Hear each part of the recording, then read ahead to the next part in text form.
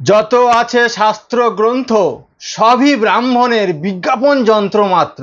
কীর্তন আসরে দাঁড়িয়ে এই ধরনের কথা দীনকৃষ্ণ ঠাকুর কেন বলছেন? তার জন্য আপনাদের পড়তে হবে গ্রন্থ। পড়ুন পরাশর সংহিতা, সেখানে ৬ষ্ঠ অধ্যায়ে স্পষ্ট ভাষায় লেখা রয়েছে, ব্রাহ্মণের মুখ থেকে যে সমস্ত বাক্য নির্গত হয় সেগুলো দেবতার বাক্য।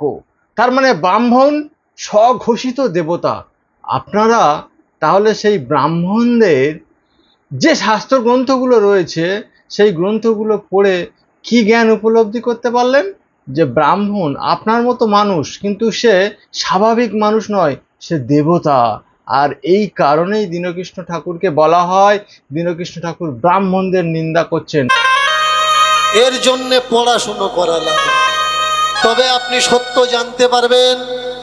না হলে আপনি আমাকে দোষারোপ করবেন যে দীনকৃষ্ণ ঠাকুর আপনি ব্রাহ্মণ বৈষ্ণবদের নিন্দে করছেন। না ভাই, ব্রাহ্মণের সংস্কার আমাদের সংস্কার নয়।